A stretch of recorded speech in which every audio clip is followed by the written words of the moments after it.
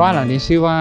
บ้านพิเศษนะครับซึ่งก็เป็นชื่อของเจ้าของบ้านแล้วพี่ปอนั่นเองนะครับซึ่งมันก็ไปพ้องเสียงกับคำว่าพิเศษแบบสเปเชียลอะไรแบบนี้นะซึ่งบ้านหลังนี้พี่ก็ว่ามันมันพิเศษมากๆจริงๆทีนี้ต้องให้น้องโบเล่าให้ฟังก่อนนะว่าด้วยความที่ตัวบ้านเนี่ยอยู่แบบติดกับสนามกอล์ฟเลยมันก็มีเรื่องของบริบทรอบข้างเขามีการดีไซน์คิดเรื่องนี้ยังไงบ้างครับค่ะพื้นที่ของบ้านก็ประมาณ 2.5 ไร่แล้วเราก็โชคดีที่อยู่ในโครงการหมู่บ้านนวธานีซึ่งมีสนามกอล์ฟภายในโครงการตัวบ้านนะคะเราก็เลยพยายามจัดตัวกลุ่มของอาคารที่เป็นโซนใช้สอยนะคะไว้ทางด้านทิศตะวันตกซึ่งใกล้กับเพื่อนบ้านที่เป็นทิศทางที่ดูแบบอาจจะไม่สวยงามสำหรับเราก็ใช้ตัวอาคารเซอร์วิสเนี้ยเป็นตัวบังแล้วก็เป็นจังหวะของตัวบ้านและเปิดพื้นที่ที่เป็นส่วนของสนามเชื่อมต่อกับทางสนามกอล์ฟอะค่ะให้มีพื้นที่กว้างโดยมากมันก็จะเป็นพื้นที่ที่ดูรีเลทกับพื้นที่สนามกอล์ฟแล้วก็ตัว boundary line ของงานแลนด์สเคปที่ดูเอเลทและเชื่อมต่อไปกับพื้นที่ภายนอกนะคะจริงๆแล้วโบเนี่ยเป็นอินทีเรียนะครับแต่ว่าก็โบก็จะมีความรู้แล้วก็ทำงานกับทางสถาปนิกแล้วก็เดี๋ยวจะเป็นคนที่สามารถเล่าภาพรวมให้กับเราฟังด้วยได้ตัวบ้านเนี่ยตั้งแต่เมื่อกี้ที่เราเดินมาจะเห็นว่ามันมีลักษณะการลดหลั่นขึ้นไปเนาะอย่างบริเวณด้านหน้าเนี่ยก็จะเห็นว่ามันเป็นพื้นที่เหมือน1ชั้นแล้วก็2ชั้นแล้วก็ส่วนที่มันดูว้าวมากๆเลยคือส่วนชั้น3ที่มันลอยอยู่แล้วก็เห็นมันมีเป็นเสา4แท่งรองรับอยู่นะครับจริงๆตรงนี้มันมีที่มาของแนวคิดการออกแบบยังไงบ้างครับจริงๆไอเดียของทางอาจารย์นฤมลนะคะมันเป็นเนื่องจากเป็นโครงการหมู่บ้านเนาะเขาก็พยายามคอนโทรลในเรื่องของความสูงของอาคารซึ่งความสูงเนี่ยเป็นตัวหนึ่งที่เป็นข้อจำกัดอาจารย์เขาก็จะออกแบบในความสูงอาคารที่ไม่เกิน11 เมตรโดยประมาณนะคะคราวนี้เขาก็เลยจัดจังหวะของกลุ่มอาคารที่เป็นเลเวลสูงไว้ด้านหลังแล้วก็เป็นเลเวลขนาดกลางแล้วข้างหน้าก็จะเป็นสเปซที่เป็นค่อนข้างขนาดกระชับลงมาค่ะก็เป็นการลดทอนสเกลไปแล้วก็ใช้ในเรื่องของตัวโครงสร้างที่เป็นตัวพื้นโพสเทนชันซึ่งมันก็จะได้เส้นสายที่เป็นเส้นนอนแล้วก็ดูนิ่งเรียบไปกับบริบทของงานแลนด์สเคปคือเราจะเห็นว่าพอมันเป็นโพสเทนชันเนี่ยมันก็ไม่มีตัวขาดแล้วก็เส้นมันดูบางนะใช่ค่ะแล้วมันก็ทำให้จำกัดในเรื่องของอย่างที่โบบอกว่าความสูงที่หมู่บ้านเขากำหนดไว้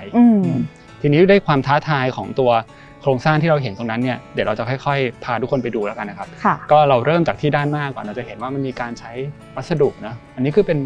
หินใช่ไหมฮะใช่นี่เป็นพื้นที่หิน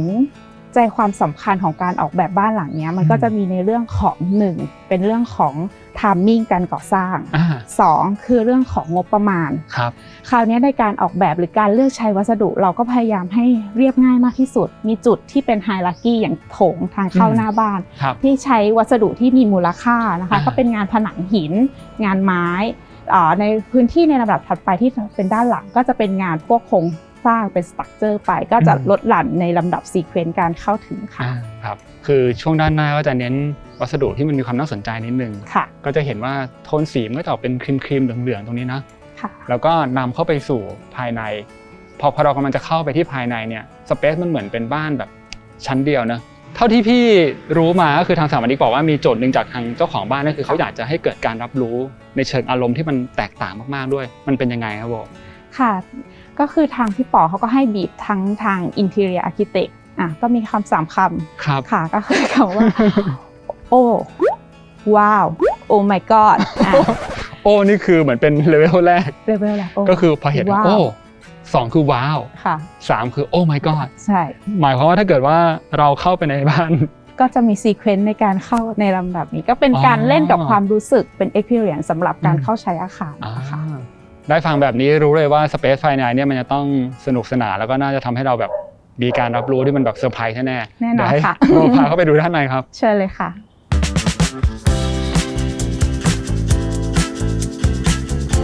ก่อนจะเข้าไปดูภายในตัวบ้านกันต่อนะครับคลิปนี้เราได้รับการสนับสนุนจาก Samsung นะครับขอขั้นโฆษณานิดนึงนะฮะสำหรับใครที่บ้านมีเด็กเล็กมีน้องหมาน้องแมวนะหรือว่าใครที่เป็นภูมิแพ้อย่างผมเนี่ยวันนี้เรามีเซตทำความสะอาดจาก Samsung นะครับที่ถือว่าครบจบแล้วก็ตอบโจทย์มากๆเลยนะครับเรามาเริ่มกันที่เครื่องดูดฝุ่น 790 Premium ตัวนี้กันก่อนเลยนะครับเขาจะมาพร้อมแท่นชาร์จตั้งพื้นเท่ๆแบบนี้นะประกอบเสร็จแล้วก็สามารถเอามาตั้งไว้ในบ้านได้เลยนะครับหัวเปลี่ยนนี่ก็จะมีหลายขนาดมากเลยนะครับเริ่มตั้งแต่ขนาดเล็กหน่อยก็สามารถจะดูดตามซอกมุมห้องได้แล้วก็หัวที่ขนาดใหญ่ขึ้นมานิดนึงครับมีปุ่มกดที่มันทำให้ตัวหัวนี่มันโค้งงอได้ด้วยนะครับถัดขึ้นมาเป็นขนาดกลางนะครับก็จะดูดที่นอนโซฟาผ้าม่าน แล้วก็ต่อมาเป็นหัวขนาดใหญ่อันนี้ที่เอาไว้ดูดพื้นทั่วไปครับก็จะมี soft action brush นะครับเป็นแปรงขนอ่อนนุ่มที่มีเส้นด้ายเงินต้านไฟฟ้าสถิตอันนี้จะช่วยถนอมพื้นด้วยนะครับแล้วก็หัวสุดท้ายครับอันนี้สำหรับใครที่แบบไม่ค่อยชอบถูบ้านนะอันนี้จะเป็นหัวที่เขาจะมีแผ่นแปะแบบนี้มาครับระหว่างที่ถูไปมันก็จะหมุนไปด้วยนะครับทีนี้หลังจากที่เราดูดฝุ่นเสร็จนะครับก็เชื่อเลยว่ามันจะมีอย่างหนึ่งที่หลายๆคนไม่ค่อยอยากทำกันก็คือการเอาตัวกล่องเก็บฝุ่นเนี่ยไปเททิ้งครับเพราะว่าระหว่างที่เราเทปุ๊บเนี่ยฝุ่นมันก็จะฟุ้งกระจายแล้วก็มันเป็นจุดหนึ่งเลยที่ทำให้เรามีปัญหากับเรื่องภูมิแพ้เลยนะครับทาง Samsung เองก็เลยคิดต่อเนื่องมาอย่างเจ้าเครื่องตัวนี้ครับ Clean Station เก็บฝุ่นอัตโนมัติแค่เราถอดกล่องเก็บฝุ่นจากตัว 790 Premium มาวางไว้นะมันจะทำการดูดลงไปที่ถุงเก็บด้านล่างเลยครับแล้วตัวถุงด้านล่างเนี่ยมันก็จะมีความจุ2 ลิตรด้วยกันก็จะทิ้งไว้ได้ยาวๆ 2-3 เดือนเลยซึ่งพอเวลาถุงมันเต็มเนี่ยก็จะมีไฟ LED แจ้งขึ้นมานะก็เปิดฝาด้านหน้าเอาถุงไปทิ้งเลยนะครับแล้วก็เอาถุงใบใหม่มาเสียบครับมาถึงตัวสุดท้ายครับกับหุ่นยนต์ดูดฝุ่น JetBot AI Plus ตัวนี้เลยนะครับตัวนี้เนี่ยถือว่ามันเป็นอะไรที่อัจฉริยะมากๆเพราะมันมีเทคโนโลยี AI Recognition นะครับที่สามารถจะแยกแยะสิ่งของต่างๆได้นะครับแล้วก็จะมีตัว LiDAR Sensor นะครับที่สามารถจะสแกนได้พอเวลามันสแกนห้องไปแล้วเนี่ยเราจะสามารถเปิดแอป SmartThings ได้เลยนะครับแล้วก็ตัวแอปเนี่ยมันก็จะทำให้เราเห็นนะว่าภายในห้องเราเนี่ยมันมีแปลนห้องหน้าตาเป็นแบบไหนบ้างหลังจากนั้นเราสามารถจะเลือกได้เลยนะครับว่าเราจะให้มันไปจัดการคลีนที่โซนไหนหรือว่าโซนไหนเนี่ย no go ไม่ต้องไปนะครับไฮไลท์อย่างหนึ่งก็คือหลังจากที่พอมันคลีนให้เราเสร็จแล้วเนี่ยนะครับมันสามารถที่จะกลับมาที่ Clean Station ตัวนี้ได้แบบอัตโนมัติเลยซึ่งมันไม่ได้เป็นเพียงแค่แท่นชาร์จอย่างเดียวนะมันยังเป็นตัวที่สามารถจะดูดเอาฝุ่นที่มันอยู่ในตัวเครื่องเนี่ยเข้าไปเก็บไว้ในถุงเก็บฝุ่นเหมือนเดิมเลยนะครับซึ่งก็ทำให้เราไม่จำเป็นต้องมานั่งแบบเอาฝุ่นจากตัวเครื่องไปเคาะเหมือนเดิมต่อไปแล้วนะครับนอกจากนั้นนะครับตัวกล้องที่มันติดอยู่ที่หุ่นยนต์ตัวนี้เนี่ยมันสามารถจะเชื่อมต่อกับแอป SmartThings ได้เลยนะครับแบบเรียลไทม์ด้วยดังนั้นเวลาที่เราออกไปนอกบ้านนะเราสามารถที่จะเช็คได้เลยนะว่าน้องหมาน้องแมวหรือว่าแม่บ้านของเราเนี่ยอยู่ที่บ้านความเคลื่อนไหวเป็นยังไงบ้างครับนอกจากฟังก์ชันจะเวิร์กอย่างที่ได้โชว์ไปแล้วนะครับในแง่ดีไซน์ผมคิดว่าก็ทำออกมาได้ดีเลยนะครับมันดูมีความเรียบคลีนแล้วก็โมเดิร์นสามารถวางในบ้านได้แบบไม่เคอะเขินเลยครับและทั้งหมดเองก็ถูกออกแบบมาภายใต้แนวคิด Ultimate Hygiene Care Solution นะครับก็คือเป็นที่สุดของการทำความสะอาดแบบไร้ฝุ่นฟุ้งกระจายตั้งแต่ต้นจนจบเลยนะครับใครที่มีลูกเล็กที่บ้านเลี้ยงน้องหมาน้องแมวแบบขนเยอะแยะไปหมดเลยเนี่ยก็สามารถจะเอาเซตนี้ไปใช้ได้เลยนะครับรับรองว่าตอบโจทย์แน่นอนครับ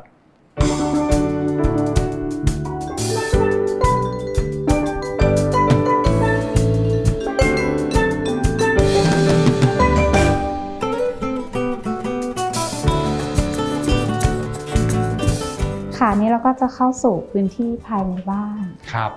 ค่ะพื้นที่ตรงนี้ก็เป็นเหมือนกึ่งสับเอนทรานนะคะก็พยายามจากสเปซกว้างๆแล้วก็พยายามกระชับในเรื่องของสเปซที่แคบลงแล้วก็เป็นพื้นที่ฟังก์ชันในการเป็นพื้นที่ชูรูมทางด้านนี้นะคะแล้วก็ตรงนี้ก็เป็นห้องของสุนัขเป็นสัตว์เลี้ยงของทางคุณป๋อแล้วก็มีสตอเรจสำหรับเก็บถุงก๊อบหรือของใช้ไม้ม็อบต่างๆของภายในบ้านก็จะหายไปอยู่ในบริเวณผนังนี้ครับผมตรงนี้ก็คือเป็นห้องน้องหมาซึ่งก็ต้องบอกว่าบ้านหลังนี้มีน้องหมาที่เป็นสมาชิกในบ้านสำคัญเลยมีทั้งหมด3 ตัวด้วยกันแล้วก็เท่าที่รู้มาก็คือตัวห้องน้องหมาเนี่ยก็จะอยู่ใกล้กับทางส่วนที่เป็นโรงจอดรถแล้วก็ส่วนของเมดด้วยใช่ไหมครับใช่ค่ะก็คือสามารถจะมาช่วยดูแลน้องหมาได้ถ้าเกิดวันไหนเจ้าของบ้านไม่อยู่ใช่แอบเป็นกิมมิคในการแบบมีกระจกแล้วก็มีช่องแอบมองเพราะว่าเขาก็จะได้รู้ว่าแบบเจ้าของบ้านฉันกลับมาหรือยังแล้วเขาก็จะมาต้อนรับเพราะฉะนั้นการออกแบบพื้นที่ภายในบ้านนี้ทั้งหมดนะคะมันก็ต้องเป็น Pet Friendly ก็คือเราออกแบบโดยการใช้วัสดุที่ให้ดูแลรักษาง่ายคงทนมันก็เลยเลือกใช้เป็นพื้นกระเบื้องที่ต่อเนื่องกับภายนอกนะคะครับตรงนี้ก็ชูรูมหรือว่าห้องรองเท้าตรงนี้ก็เป็นกระจกบานใหญ่เลยนะมองไปเห็นพื้นที่สวนนะครับแล้วก็ได้แสงธรรมชาติเข้ามาเยอะด้วยเดี๋ยวเราจะเห็นว่าคือจริงๆภายในบ้านหลังนี้เนี่ยจะมีงานประติมากรรมชิ้นงานศิลปะสเกลเจอร์ต่างๆเนี่ยหยอดตามจุดต่างๆเพราะว่าเจ้าของบ้านเองก็เป็นคนสะสมอยู่แล้วนะใช่จะเป็นเรียกว่าเป็น The Collector เลย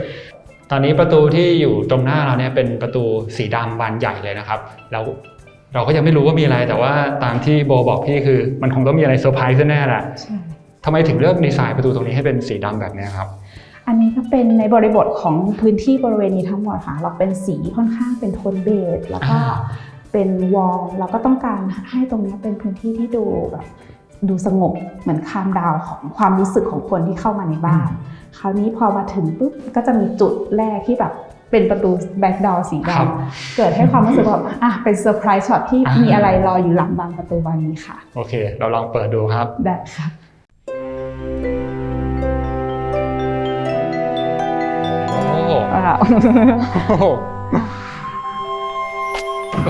จริงๆแล้วมันแบบตอนแรกโบบอกว่าอะไรนะ ว้าวว้าวโอ้ my god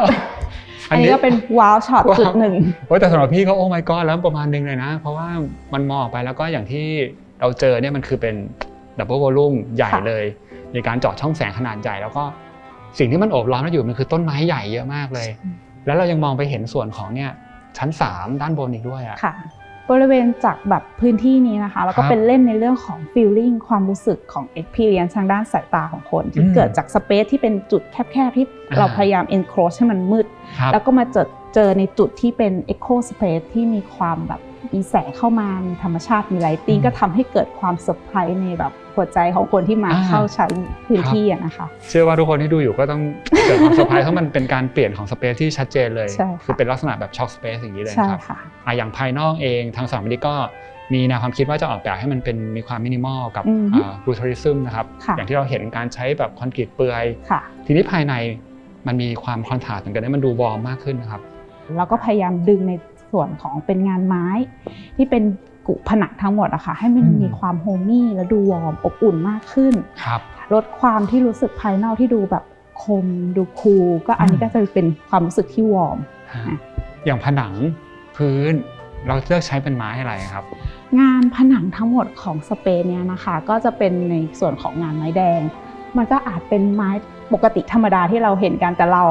ใช้ในกับโน้ตฮาวกระบวนการในการครีเอทของงานผนังนี้โดยการนำไม้ประเภทนี้ค่ะไปตากแดดนาน6 เดือนทำให้เฉดสีของเขาจากเดิมทีที่เป็นสีแดงมันก็กลายมาเป็นสีโทนเทามันก็ยังเป็นการผสานบีทวีนระหว่างงานที่ดูวอร์มดูอบอุ่นแล้วก็พยายามมาใช้ในภาษาที่เป็นโมเดิร์นมันก็เป็นเรื่องในของคัลเลอร์สกินเฉดสีที่พยายามทำเป็นแบ็คกราวด์ให้กับของสะสมต่างๆที่พี่ปอเขามีอยู่ค่อนข้างเยอะภายในบ้านคือจริงๆตัวไม้เนี่ยถ้าเกิดเรามองตามร่องอย่างสมมติที่มองมุมนั้นน่ะก็ยังเห็นว่าข้างในเหมือนมันยังมีความแดงๆอยู่หน่อยๆเนาะใช่แต่ว่าจริงๆอันนี้พอเราไปตากแดด6 เดือนกลายเป็นสีออกแบบเป็นเทาๆเลยอย่างตรงนี้เราจะเห็นดีเทลนิดนึงนะว่ามันมีการโชว์ให้เห็นเลยว่าลักษณะของการเข้ามาอะไรอย่างนี้มันเป็นยังไงถ้าโดยปกติบางทีอาจจะเป็นการเก็บเนี้ยบอะไรแบบนี้นะใช่อันนี้ก็เป็น requirement จุดหนึ่งถ้าโดยปกติเวลาเราทำงานไม่ว่าทางอินทีเรียหรือสถาปัตย์พื้นเพเดิมเราก็จะมีความเป็น perfectionist เป็นความเนี้ยบแต่ความเนี้ยบด้วยความ identity ของทางเจ้าของบ้านเขาเป็นคนที่ชอบในสไตล์ที่แบบง่ายๆแล้วก็ดู rustic บ้างเขาก็อยากให้โชว์ในส่วนของงานไม้ที่โชว์ว่าเป็น solid wood จริงๆนะคะก็โชว์การเข้าเดือยก็เป็นเสน่ห์อย่างหนึ่งของบ้านหลังนี้ในความ rustic ที่จังหวะไม้ที่เราตากแดดมา6 เดือนมันก็จะมีเฉดสีที่เข้มอ่อนไม่เท่ากันเราก็พยายามไม่ได้คอนโทรลให้เขาเนียบมากจนเป็นสีเดียวกันมันก็จะดูน่าเบื่อ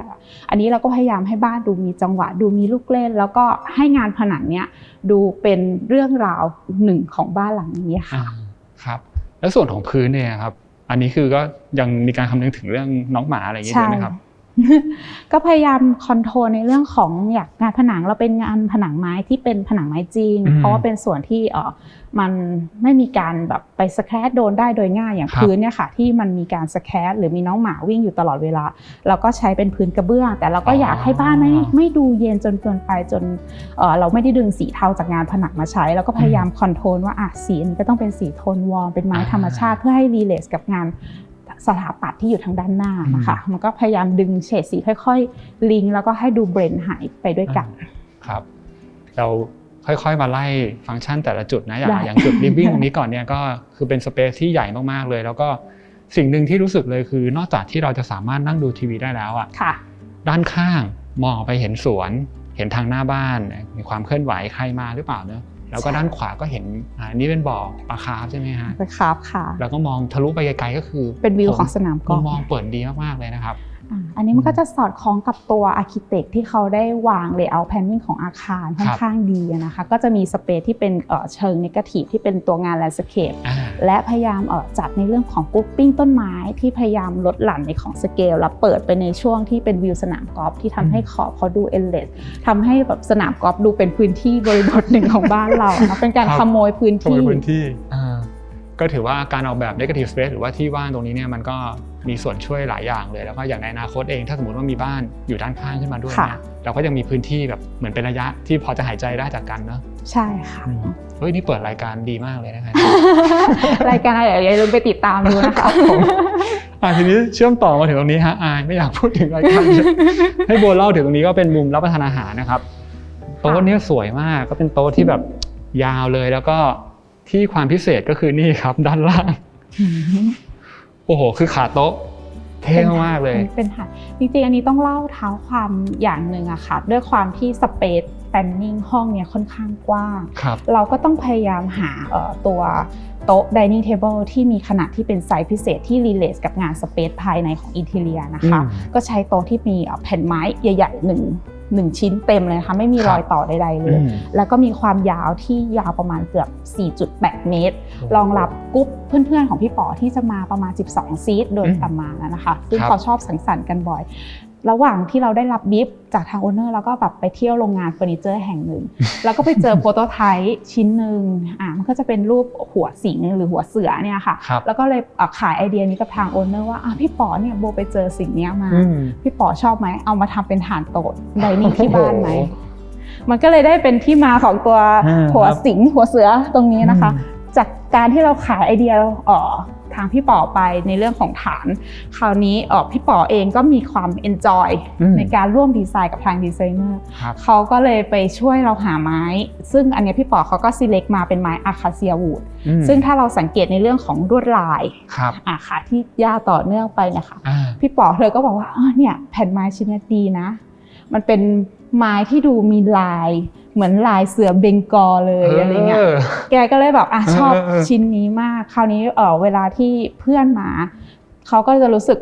เซอร์ไพรส์ช็อตในจุดที่แบบโอ้โต๊ะอันนี้คือดูพิเศษมากๆดูมีแวลูมากๆนอกจากที่เป็นเฟอร์นิเจอร์แล้วเขาก็ยังทำหน้าที่เป็นกึ่งสเกลเจอร์มันก็สอดคล้องกับบริบทของทางเจ้าของบ้านที่เขาเป็นเดอะคอลเลกเตอร์ในการสะสมงานอาร์ตต่างๆแต่ลายสวยจริงนะคือถ้าเกิดเรามองดูมันเห็นเคิร์ฟไปเหมือนลายเสือจริงแล้วก็จริงเส้นสายของมันเนี่ยจริงๆมันก็นำไปสู่ตู้ที่อยู่ตรงปลายตรงนี้ด้วยซึ่งก็เป็นตู้ที่สวยมากๆแล้วก็เชื่อว่า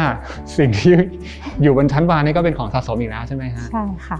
เราก็พยายามมาจัดเป็นกรุ๊ปปิ้งให้เป็นเดคอเรชันภายในบ้านคราวนี้ในส่วนของงานที่เป็นถ้วยชามแล้วก็เป็นไหซึ่งเป็นไหที่มันเดิมทีก็เป็นของบรรพบุรุษเดิมด้วยแล้วก็พี่ป๋อก็ได้จากการไปท่องเที่ยวมาด้วยเราก็พยายามกรุ๊ปปิ้งในส่วนนี้ค่ะแล้วก็ครีเอทในส่วนของตัวชั้นที่เป็นดิสเพลย์เชลตัวนี้นะคะให้ลงตัวกับงานของสะสมที่เจ้าของมีเราก็ต้องพยายามหาที่ให้เขาอยู่เพราะว่าถ้าเราไม่มีที่ให้เขาบ้านหลังนี้ก็จะรกทันทีจริงๆถือว่าเป็นความยากนะเพราะว่าของสะสมจริงๆมันแตกต่างมากอย่างที่โบบอกถูกแล้วมันต้องมาหาทางจัดหมวดแต่ก็ต้องบอกว่าอย่างตู้นี้คือดีไซน์ขนาดเฉพาะมาเลยเนาะแล้วมันก็ดูโอเคกับพื้นที่ตรงนี้ที่มันเป็นพื้นที่เพดานสูงเลยใช่อย่างพื้นที่ฝ้าเพดานห้องนี้ค่ะสูงประมาณ 5.8 เมตรเพราะฉะนั้นในการกระชับสเปซให้อยู่อะค่ะมันก็ต้องใช้ตัววอลลุ่มตู้ที่มีขนาดค่อนข้างใหญ่ถ้าเราแบบเป็นสเกลตู้แบบปกติมันก็จะไม่อิมแพคคราวนี้ถ้าเราใช้ในเรื่องของเส้นสายลายอาคารนะคะที่สังเกตเป็นเห็นเฟรมสูงประมาณ3 เมตรนิดๆนะคะงานตู้เราก็จะลดหลั่นลงมาประมาณ 2.8เพื่อให้สเกลจากการทอนสเกลที่เป็น human scale แล้วก็เป็นแบบ giant scale ขึ้นมาแล้วก็เป็น echo space มันก็ทำให้เรื่องราวมันดูมี hierarchy ขึ้นตามลำดับนะคะครับก็ต้องอธิบายทุกคนว่าคือของแต่ละอย่างมันก็จะมีสเกลที่แตกต่างกันไปนะครับอย่าง human scale คืออาจจะเป็นสเกลที่มันในระดับคนเราใช้งานใกล้ๆกันจากนั้นก็ค่อยๆขยายใหญ่ขึ้นแล้วก็มีสเกลที่ใหญ่ที่สุดเพื่อให้มัน fit in หรือว่าเพียงพอหรือว่าพอดีกับตัวขนาดของตัวพื้นที่ space โดยรวมนะครับต่อเนื่องมาถึงด้านบนมากนะครับให้โบเล่าถึงเรื่องของฝ้าเพดานก็จะเห็นว่ามีแพทเทิร์นงานออกแบบที่น่าสนใจเลยแล้วก็อย่างบริเวณนี้มันมีแชนเดอเลียร์นะแต่ว่าพี่ก็ไม่เห็นด้านบนว่ามันมีดาวไลท์หรืออะไรเลยอ่ะจริงๆแนวคิดในเรื่องการออกแบบฝ้าเพดานกับเรื่องของไลท์ติ้งเป็นยังไงบ้างครับ ค่ะอันนี้เราก็พยายามสร้างตัวงานฝ้าเพดานนะคะให้ง่ายต่อการเมนเทนแนนซ์เราก็เลยไม่เลือกใช้ไฟดาวไลท์นะคะแต่เราก็ให้มีไฟ1จุดที่เป็นไฟเซนเตอร์พีซบริเวณโต๊ะ dining table ค่ะอันนี้เราก็จะออกแบบโดยการให้น้องในทีมRoot and F&E ที่ออฟฟิศนะคะเขาสเก็ตในเรื่องของลายเส้นที่ดูเป็นมินิมอลลิสต์แล้วก็ยังดูว้าวอยู่ด้วยก็เป็นลายสเก็ตที่เป็นลายฉวัดเฉวียนหน่อย ดูมีสนุกสนานหน่อยแล้วก็เราก็ได้เวิร์กกับทางตัวคนที่ทำงานไปอันนี้ก็ทำเป็นในเรื่องของงานคัสตอมเมคขึ้นมาเฉพาะบ้านหลังนี้ค่ะครับแล้วก็อย่างด้านบนเองลักษณะมันเป็นเหมือนโครงสร้างอะไรบางอย่างฝาประกลหรืออะไรอย่างนี้ป่ะฮะอันนี้เราก็ได้ขนาดสัดส่วน proportion มาจากเหล็ก HB มานะคะแต่มาวางจังหวะในภาษาที่มันดูเป็น topical เป็นบ้านไทยๆก็ใช้เป็นฝาไม้ประกลมาแต่เราพยายามทอนในเรื่องของสเกลให้ดูมีจังหวะจากโคนที่เป็นภาษาโมเดิร์นมากขึ้นทั้งนี้การวางเส้นลายทั้งหมดอะค่ะถ้าพี่แก๊ปสังเกตมันก็จะ relate กับงานเฟรมอาคารเส้นลายทุกเส้นนะคะมันจะต่อเนื่องจากงานเฟรมอาคารสีดำต่อเนื่องมากับที่ฝ้าเพื่อให้มันเป็นจังหวะจากโคนเดียวกันในความที่บ้านเราไม่อยากให้ดูมันฟอร์มอลมากแต่เราก็ยังแฝงรายละเอียดความประณีตในการแบบคิด alignment บางอย่างให้มันดูแบบเป็นอะไรที่ดูพิเศษมากยิ่งขึ้นนะคะโอ้จริงๆถ้าดูเนาะอย่างเฟรมตรงนี้ยิงขึ้นไปเส้นตรงก็จะเห็นว่ามันก็ต่อขึ้นมาด้านบนเลยมันมีกริดของมันอยู่นะครับโอเคครับเดี๋ยวจากตรงนี้ให้โบพาไปดูส่วนของ pantry นะครับเห็นว่าจริงๆส่วนครัวเองเป็นส่วนหนึ่งที่ตอบโจทย์เจ้าของบ้านมากๆเพราะว่าเจ้าของบ้านชอบทำครัวด้วยใช่ไหมฮะใช่คราวนี้ตัวครัวจากพื้นที่สังสรรค์ที่เป็นไดนิ่งเราก็ต้องมีพื้นที่ที่ไปถือว่าเป็นหัวใจหลักของบ้านในลำดับต่อมาค่ะมันก็เป็นพื้นที่ของแพนที่คราวนี้ด้วยความที่ตัวแฟนของเจ้าของบ้านมีความชื่นชอบในการทำอาหารพื้นที่นี้ก็จะมีพื้นที่ค่อนข้างกว้างแล้วตัวในเรื่องของเฉดสีที่เราเลือกใช้อะค่ะก็จะเป็นสีที่ทางเจ้าของโครงการเขาเรคคอมเมนต์มาเป็นสี spicy less เพราะว่าบริบทอื่นๆภายในบ้านนะคะเราใช้สีค่ากลางมันก็เหมือนด้วยความที่เชฟเขารู้สึกว่าในเมื่อคุณมีจานเปล่าอยู่แล้วอะเขาพยายามที่อยากจะรังสรรค์อาหารให้มีความน่าสนใจเขาก็เลยใช้เฉดสีแดงเป็นสี spicy less เนี้ยเข้ามาในส่วนหนึ่งของงานออกแบบงานครัวเขานะคะทางเราก็ช่วย select ในเรื่องของงานหินที่มัน relate ในเรื่องการของงานสีอันนี้ก็จะเป็นหินตัวไวท์อินเดียค่ะที่มันจะมีทั้งแร่สีขาวสีเทาแล้วก็มีจุดเล็กๆที่มันเป็นจุดแดงๆหน่อยมันก็ดูเป็นเหมือนแบบเวลาเขาทำอาหารก็จะแบบมีการหยดซอสหรือสไปซี่อะไรเงี้ยที่มันดูเป็นสีแดงก็เอาตัวนี้มาใส่เชฟเขาก็รู้สึกถูกใจในตัวทั้งหินและงานครัวนี้ต้องบอกว่าแฟนของพี่ป๋อก็คือเป็นเชฟแบบโปรเฟชชั่นอลเลยแหละใช่แล้วก็อยากจะให้มุมนี้มันดูมีสีสันมีความน่าสนใจขึ้นมาใช่ค่ะซึ่งจริงๆก็ถือว่าเลือกสีได้ดีมากๆเลยนะแล้วเราก็ยังคงได้คือเฉดสีแดงเนี่ยมันยังมีอยู่ในพวกพรมพวกอะไรด้วยนะคือเราก็สามารถจะค่อยๆเชื่อมโยงค่อยๆเห็นมาอย่างเก้าอี้ก็ตามอะไรแบบนี้นะอย่างเมื่อกี้ตรงเก้าอี้ที่กินข้าวอ่ะพี่จะเห็นว่ามันมีบางตัวที่มันมีลายเหมือนเป็นลายเสืออะไรอย่างนี้ใช่ไหมจริงๆเป็นลายแบบคลาวไฮเป็นลายน้องวัวแล้วก็ลายน้องวัวใช่ด้วยความที่พี่ป๋อเธอมีความหลงรักในสไตล์ซาฟารีครับแล้วทางดีไซเนอร์เองก็เป็นคนแบบซิมเปิลเรียบๆเราก็แบบบีทวินกันระหว่างแบบเจ้าของบ้านและตัวดีไซเนอร์นะคะแล้วก็เกิดการผสมผสานกันใช้ลูกเล่นจังหวะการใช้ตัว dining chair ค่ะที่มีทั้งเป็นลายตัววัวแล้วก็เป็นสีแบบเรียบๆก็ทำให้ดูมันมีลูกเล่นสนุกสีสันดูดีขึ้นมาส่วนบอกก็คือมีทั้งเทาบ้างแล้วก็มีลายลูกวัวบ้างเป็นขาวน้ำตาลอะไรอย่างเงี้ยก็ดูมีความน่าสนใจขึ้นมาแล้วก็คือเรารู้สึกว่าไอ้โทนสีที่มันเป็นโทนสีโทนร้อนเหลืองแดงน้ำตาลเนี่ยมันก็จะเบลนด์กลมกลืนอยู่ในบริเวณนี้ด้วยนะครับโอเคจากส่วนนี้เราเดินเข้าไปด้านในกันต่อนะครับ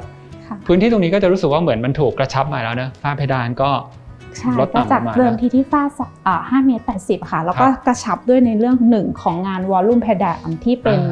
27นะคะแล้วก็พยายามบีบในเรื่องของสเปซจากพื้นที่เดิมที่ค่อนข้างกว้างแล้วก็พยายามกระชับในส่วนของคอริดอร์เพื่อเราจะสร้าง experience ใหม่สำหรับการเปิดประตูไปในพื้นที่ถัดไปอะค่ะ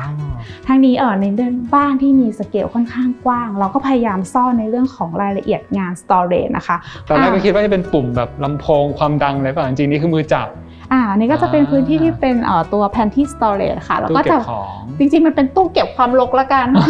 แล้วก็พยายามแบบของทุกอย่างที่มันแบบรกแล้วดูไม่สวยงามภายในบ้านเราก็จะมาซ่อนอยู่ในตู้นี้มันก็เป็นการcreate งานผนังที่เดิมทีมันเป็นงานเสาอาคารนะคะมันก็จะมีในเรื่องของงานท่องานระบบที่เป็นงานลูฟเดนแล้วก็ไหนๆมันจะมีจังหวะเสาอยู่แล้วเราก็ไม่อยากให้เสามันอยู่เป็นเรียกว่าเป็นเอเรียนในงานอินทีเรียเราก็พยายามสร้างตัวงานเสาแล้วก็ห่อด้วยงานผนังไม้ให้เป็นพื้นที่การจัดเก็บของไปเลย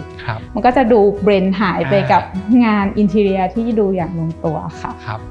แต่ว่าพื้นที่ตรงนี้เนี่ยถึงแม้ว่าฝ้าเพดานมันจะกดต่ำลงมานะแต่พอเราเดินมาถึงตรงนี้มันเป็นกระจกโดยรอบแล้วก็เป็นขอบซึ่งพี่ว่าตรงนี้เปิดโล่งมากแล้วก็เห็นแมสของบ้านด้านหลังด้วยคือจริงๆเป็นอีกมุมนึงที่พี่ว่าดีไซน์มาแล้วก็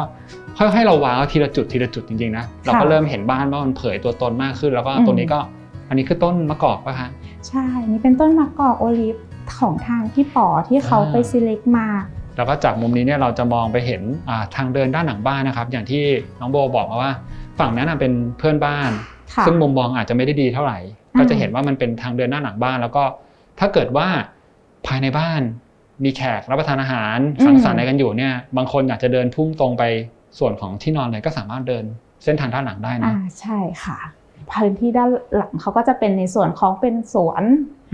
ที่แบบพยายามไฮในส่วนของสวนไม่สวยงามของเพื่อนบ้านแล้วก็มี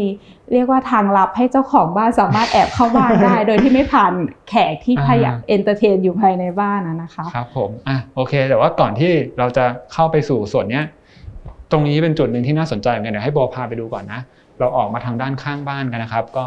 เป็นประตูบานเลื่อนขนาดใหญ่เลยใช่ค่ะโอ้เปิดมาบรรยากาศดีเลยมันดูโปร่งเลยนะตรงนี้เป็นบ่อปลาคาร์ฟใช่ไหมครับค่ะก็จะมีปลาอยู่ประมาณ40กว่าตัวในบ่อนี้นะคะแล้วแกก็เลือกในเรื่องของตัวงานต้นไม้ที่ดูเป็นสเกลเจอร์ฟอร์มอันนี้เป็นต้นเสม็ดแดงที่ทางลูกค้าไปเลือกมาเองก็จะได้เป็นฟอร์มที่โน้มเข้ามาหากับตัวพื้นที่ภายในที่เป็นห้องลิฟวิ่งเดี๋ยวในอนาคตค่ะที่ใบเขาค่อนข้างเยอะมันก็เป็นร่มเงาให้แก่พื้นที่ที่เป็นลิฟวิ่งซึ่งด้านนี้มันจะเป็นด้านที่รับแสงแดดตอนเช้า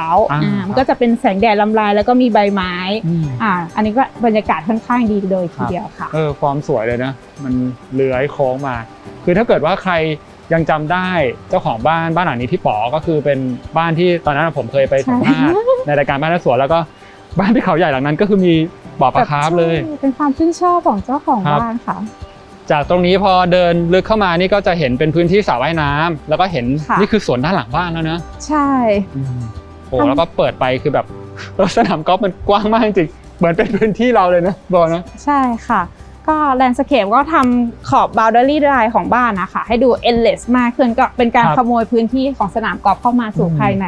ครับ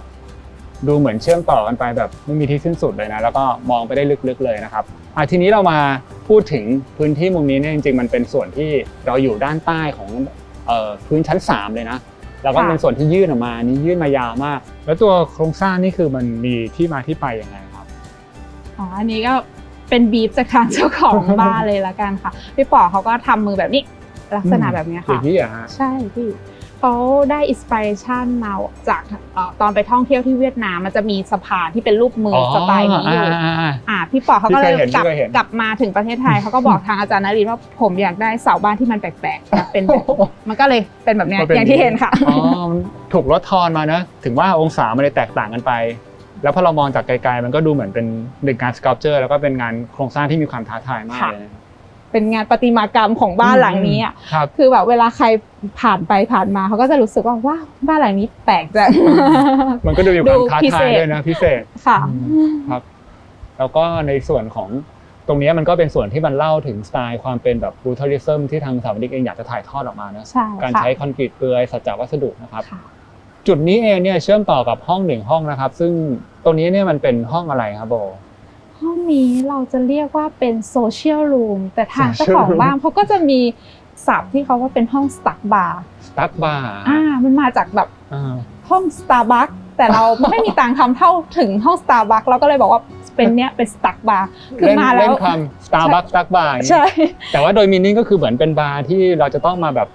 ใช้เวลาอยู่ติดกับตรงนี้อะไรอย่างนี้ป่ะฮะ ก็มาแล้วก็สตั๊กอยู่ตรงนี้เลยค่ะ ยาวๆ ไม่ไปไหนแล้ว ก็ถือว่าจากบาร์ตรงนี้เนี่ยที่เวลามานั่งสังสรรค์กันก็สามารถ ค่ะ เปิดออกแล้วก็เชื่อมระหว่างภายในภายนอกได้ ใช่ค่ะ แล้วก็ตรงนี้เป็นสระว่ายน้ำซึ่งเป็นสระยาวเลยนะฮะ ค่ะสระว่ายน้ำนี้ทางสถาปัตย์เขาก็ให้พื้นที่สระว่ายน้ำที่ค่อนข้างแบบยาวใน ค แบ รับบ ว่ายได้จริงอะนะคะ อืม แล้วก็ทางพี่ปอเองเขาก็มาว่ายเล่นกับทางน้องหมาที่เขาเป็นแบบสัตว์เลี้ยงด้วย แล้วก็ตัวสระเองก็จะมีทั้งส่วนที่มันเป็น outdoor กับ indoor มีหลังคาคลุมหน่อยเนาะ ค่ะ ก็ในระหว่างกลางวันถ้ามันร้อนมากก็ว่ายอยู่ในพื้นที่ร่มได้ แต่นี่สังเกตว่านี่ก็เที่ยงเราก็จะสระก็ยังค่อนข้างที่จะร่มอยู่ด้วยความที่แม้ว่าเขาจะเป็นทางทิศใต้นะคะ แต่ด้วยสลับของอาคารที่ค่อนข้างยื่นไปเยอะก็ทำให้สระว่ายน้ำที่เราเนี่ยดูร่มแล้วก็เล่นได้ทั้งวันไม่ได้ร้อนเกินไป ทั้งหมดนี้ก็มาจากการคิดเรื่องของการวางตำแหน่งอาคารเนอะที่ ค่ะ ช่วยในการจัดการเรื่องแสงแดด ค่ะ การถ่ายเทของลมได้ดีเลย แล้วก็มีการยื่นส่วนของชายคาหรือหลังคาออกไปนะครับเพื่อช่วย ใช่ ทำให้การใช้ชีวิตภายในบ้านเนี่ยมันก็สะดวกสบายมากยิ่งขึ้นนะ ใช่ค่ะทางสถาปัตย์อะค่ะเขาพยายามทำขอบอาคารให้ดูแบบซิมเลสดูบางเป็นอาคารโพเทนชันดูเรียบ ครับ ๆง่ายๆนะคะเขาก็จะมีการเล่นจังหวะในเรื่องของการแบ่งสเปซมันก็จะมีงานผนังบางส่วนที่แบ่งในเรื่องของระเบียงของห้องนอน1และห้องนอน2อะนะคะถ้าพี่แก๊ปเห็นก็จะมีงานตัวต้นไม้เนี่ยเป็นการกั้นสเปซอยู่ค่ะ ตรงสระว่ายน้ำตรงนี้นะครับมันจะมีจุดดึงที่มันเป็นเหมือนกระบะต้นไม้ แล้วจะเห็นว่าต้นไม้เนี่ยแทงขึ้นไปด้านบนบริเวณชั้น2ซึ่งตรงนี้อย่างที่โบบอกเป็นพื้นที่ของห้องนอน ใช่ค่ะทั้งสอง แล้ว ห้ ก็ อง ใช้ต้นไม้เนี่ยมา เบร แบ่ง ก สเปซ ระเบียง โอเค แล้วก็สังเกตว่าบ้านหลังเนี้ยพอระเบียงเราก็จะดูไม่มีในเรื่องของราวกันตกเราก็จะใช้ในเรื่องของ boundary line ที่เป็นงานกรวดหินนะคะการสเปซเนื่องจากบ้านหลังนี้ก็ผู้ใหญ่อยู่ซะส่วนมากมันจะไม่ค่อยมีเด็กๆคราวนี้ในเรื่องของการใช้งานกรวดหินก็ทำให้อาคารเขาดูไม่มี